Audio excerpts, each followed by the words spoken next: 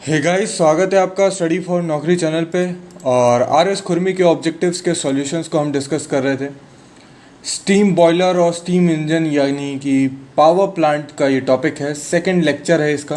किसी भी एग्ज़ाम की तैयारी करें, ये जो लेक्चर्स हैं ये काफ़ी ज़्यादा इंपॉर्टेंट है, खासकर जो RCFL की तैयारी कर रहे थे और बॉयलर ट्रेनिंग के लिए उन लोगों ने अप्लाई किया हुआ है, तो उन लोगों के लिए तो ये खासकर बहुत ही ज़्यादा इम्पोर्टेंट टॉपिक है, क्योंकि बॉयलर ट्रेनी के उनकी जो पोस्ट है उसी का नाम है और यहाँ पे सारी बातें जो होंगी बेसिकली वो बॉयलर के बारे में ही होंगी। तो फिर काफ़ी ज़्यादा इम्पॉर्टेंट हो जाते हैं ये सारे लेक्चर्स, और इन डेप्थ प्रॉपर एक्सप्लेनेशन के साथ हम हमेशा से कवर करते हैं। तो डेफिनेटली आप इस चैप्टर से काफ़ी सारे क्वेश्चंस एक्सपेक्ट कर सकते हैं। तो आपके जान पहचान में जो भी लोग हों उनको ज़रूर से ये वीडियो शेयर कीजिए। RCFL के बॉयलर ट्रेनीज़ के लिए वाली पोस्ट के लिए तो बहुत ही ज़्यादा इंपॉर्टेंट है। इसके बाद मैकेनिकल इंजीनियरिंग के जो भी एग्ज़ाम्स होते हैं उन सब के लिए ये तो इम्पॉर्टेंट है ही नहीं, है ही, उसमें कोई अपने को शक तो बिल्कुल भी नहीं है। क्योंकि आप देखो, पावर प्लांट टॉपिक को देखो, SSC JEE के प्रीवियस ईयर क्वेश्चंस उठा के देखो, मैंने खुद ही सॉल्व कराए हैं, आपको मिल जाएंगे, प्लेलिस्ट में जाके विजिट कीजिएगा। तो मैक्सिमम जो क्वेश्चंस आए ना, करीबन 50 to 60% मेरे ख्याल से वो सिर्फ बॉयलर से ही आते हैं। तो बहुत ही इंपॉर्टेंट टॉपिक है ये बॉयलर, एकदम लाइटली नहीं लेना है इसको।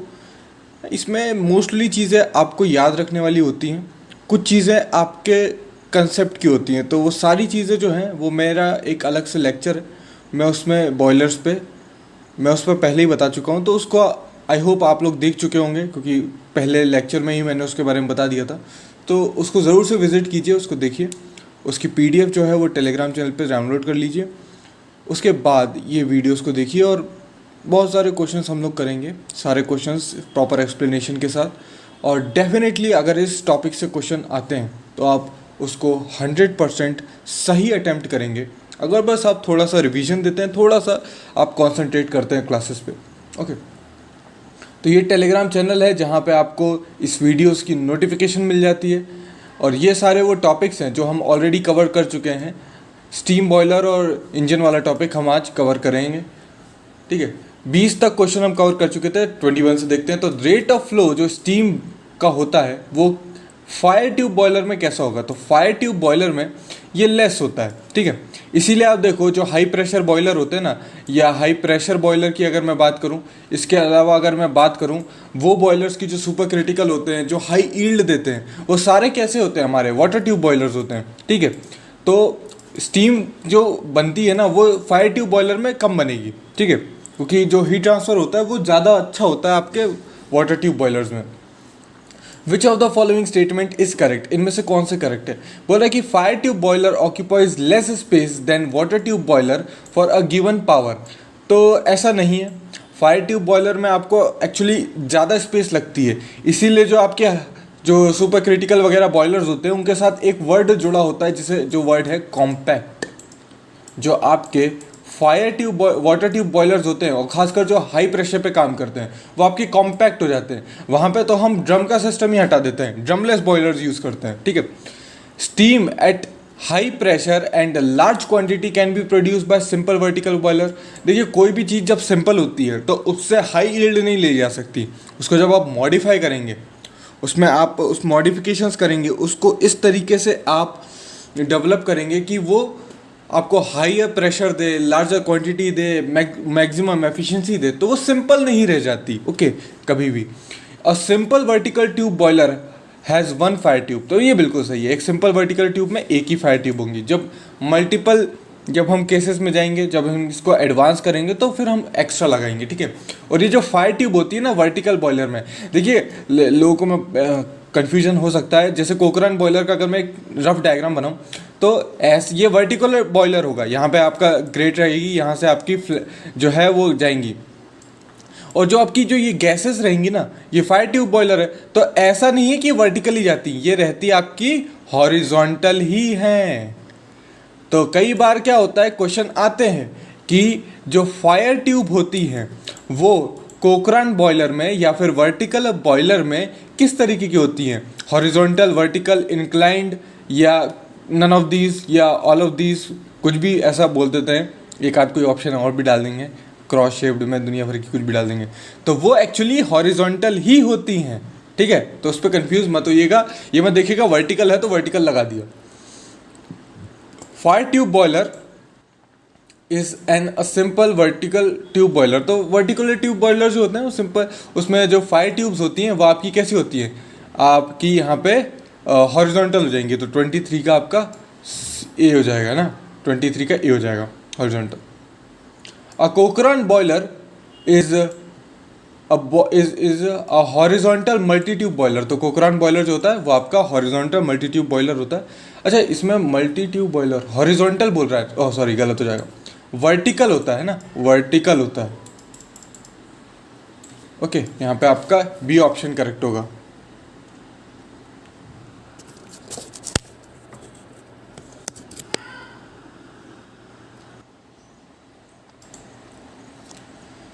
अब fire tube boiler in Cochran usual have, तो यहाँ पे उसके जो डायमीटर है उसकी बात कर रहा है, थोड़ा सा प्रिंटिंग में नहीं आया यहाँ पे, हैव डायमीटर होगा, डाया होगा, तो डायमीटर होता है वो आपका 62.5 mm के बराबर होगा। तो इस डायमीटर की आपकी ट्यूब्स होंगी, और कौन सी ट्यूब्स होंगी, ये आपकी फायर ट्यूब्स होंगी, क्योंकि फायर ट्यूब बॉयलर है ऑब्वियसली।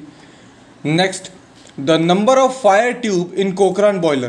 तो कोकरान बॉयलर में जो फायर ट्यूब्स होंगी, काफ़ी सारी फायर ट्यूब्स होती हैं ना, नंबर ऑफ फायर ट्यूब्स होती हैं, और करीबन 165 के आसपास फायर ट्यूब्स आपको देखने को मिलेंगी, जो स्टैंडर्ड कोकरान बॉयलर होता है।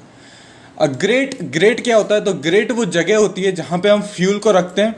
तो अगर मैं आपको यहाँ पे, चलिए कोकरान बॉयलर का अगर एक रफ डायग्राम बना के बताऊँ, तो यहाँ ग्रेट प्रेजेंट होगी, और इस ग्रेट पे फ्यूल रखेंगे, इसको बर्न करेंगे, और ये जो गैसेज आएंगी इनको ट्यूब्स की वजह से इस तरीके से ये ट्यूब्स जाएंगी, और यहाँ पे टोटल पूरा पानी भरा रहेगा, और इस तरीके से जो वाटर है फिर हीट ट्रांसफ़र होगा, हीट ट्रांसफ़र से वो स्टीम बनेगी।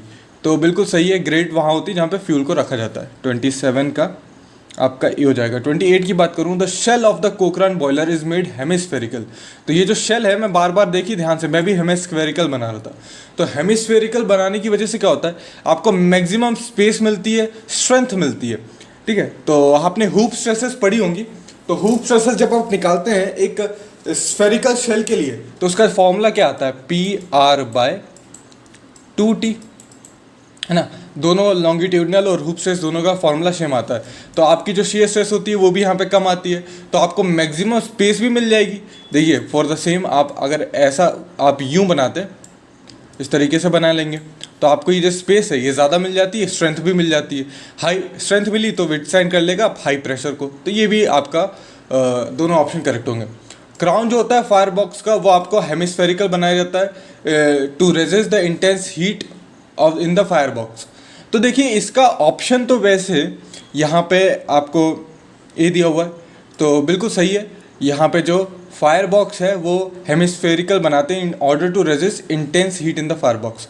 पर ये सेकेंडरी है ना, ये सेकेंडरी है, बना देते हैं हेमिस्फेरिकल तो फ़ायदा हो जाता है। पर प्राइमरी फंक्शंस क्या है, तो प्राइमरी आपका मैक्सिमम स्पेस और स्ट्रेंथ है, और विथस्टैंड करना हाई प्रेशर को। ओके, तो ये सेकेंडरी है। Fire tube in a Cochran boiler are. तो फायर ट्यूब जो होती है, मैंने आपको बताया, ये आपकी होंगी हॉरिजॉन्टल, 30 का ए हो जाएगा।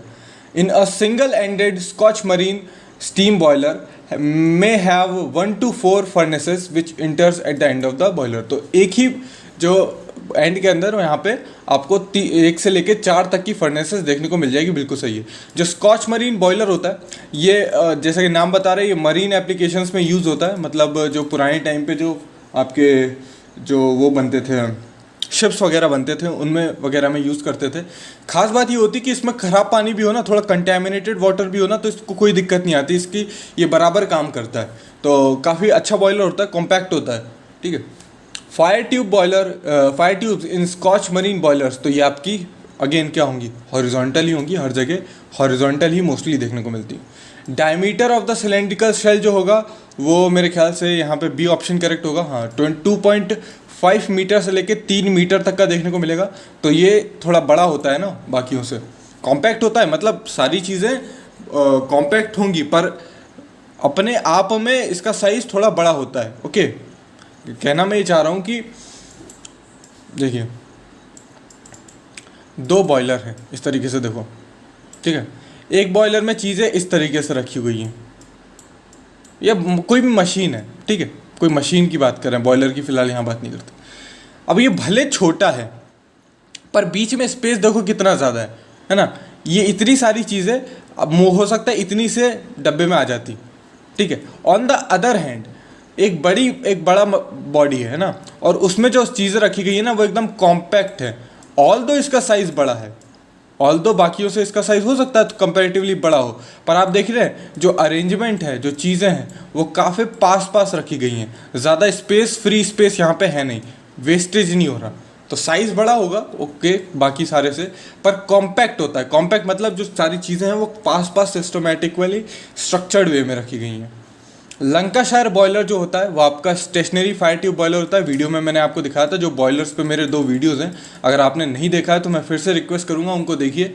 वहाँ पे मैंने बाकायदा बहुत बढ़िया बढ़िया फ़ोटोज़ डाली है, एक एक बॉयलर की 2-2 3-3 फ़ोटोज़ डाली हैं, ताकि आपको फ़ोटोज़ देख के याद हो जाएंगे कि ये कौन सा बॉयलर है। ओके, तो stationary fire tube boiler internally fired होता है। जितने भी फायर ट्यूब बॉयलर होते हैं मोस्टली इंटरनली फायर्ड होते हैं, हॉरिजॉन्टल होता है। 2 इसमें जो होती हैं फायर ट्यूब्स होती हैं, तो सारा option correct. For the same diameter and the thickness of the tube, water tube boiler has, तो वाटर ट्यूब बॉयलर में क्या होता है देखिए, मैं आपको थोड़ा सा समझाता हूँ, कोशिश करता हूँ, ठीक है। मान लीजिए ये वाटर की ट्यूब्स हैं, ये इस तरीके से ट्यूब्स जा रही हैं, ठीक है, या और कॉम्पैक्ट बनाने की कोशिश करता हूँ, स्क्रीन को पॉइंटर, अब जो ट्यूब्स होंगी ना वो आपकी इस तरीके से जाएंगी वाटर ट्यूब बॉयलर में, ठीक है। इस तरीके से काफ़ी सारी ट्यूब्स होंगी, ये आपका एक वाटर ट्यूब बॉयलर होगा, ठीक है, वाटर ट्यूब बॉयलर। अब ऑल दो इसका डायमीटर कम है, थिकनेस वगैरह कम है, पर आप देख सकते हैं कितनी लंबी ट्यूब है, तो इसका जो सरफेस एरिया होगा वो πd/L के बराबर होगा। भले डायमीटर यहाँ पे कम है पर लेंथ कितनी ज़्यादा है, तो ये ज़्यादा होगा। और ऑन द अदर हैंड आप कॉर्निश बॉयलर बनाए, सिंगल ट्यूब रहेगी, मोटी सी ट्यूब है पर एक सिंगल ही है ना, इसके चारों तरफ पानी भरा हुआ है, ठीक है, ये पानी भरा हुआ है। अब अगर सेम पानी हो तो देखिए इस पानी के जो सिर्फ इसके जो कांटेक्ट में जो वाटर होगा उसको ज़्यादा हीट मिल रही है, पर यहाँ पे जो ट्यूब है इसके अंदर पानी भरा हुआ है और जो इफेक्टिव यूटिलाइजेशन है वो यहाँ पे ज़्यादा हो रहा है। सेम क्यों? क्योंकि यहाँ पे सरफेस एरिया आपको ज़्यादा मिलेगा, तो सरफेस एरिया जो होता है वो आपको वाटर ट्यूब बॉयलर्स में ज़्यादा मिलेगा, इसी वजह से इनकी एफिशिएंसी भी ज़्यादा होती है।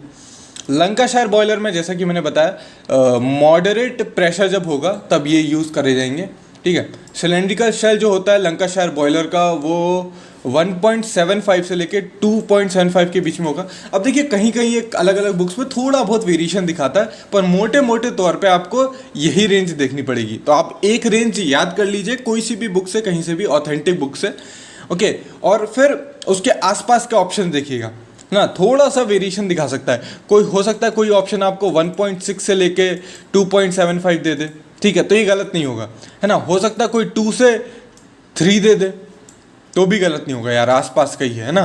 तो इतना आपको देख के चलना पड़ेगा ना, पर ऐसा नहीं कि 1.75 लिखा है और आपको कोई 5 से 6 मीटर का ऑप्शन दे रहा है, तो ये गलत हो जाएगा सरासर, है ना। वेरिएशन जो होगा वो एक परमिसिबल लिमिट में ही होगा, है ना। The length of the Lancashire boiler वो मेरे ख्याल से सी ऑप्शन 7.25 से लेकर 9 मीटर तक वेरी करेगी। मैंने बताया 2 ट्यूब होती हैं इसमें, कॉर्निश में 1 होती है और इसमें 2 फायर ट्यूब होती हैं। वीडियोस वगैरह में सब कुछ डिस्कस है, ठीक है। और डायमीटर टू जो फ्यूल जो ट्यूब्स होती हैं उसका जो रेशियो होता है वो आपका करीबन 2/5 के आसपास होता है ना।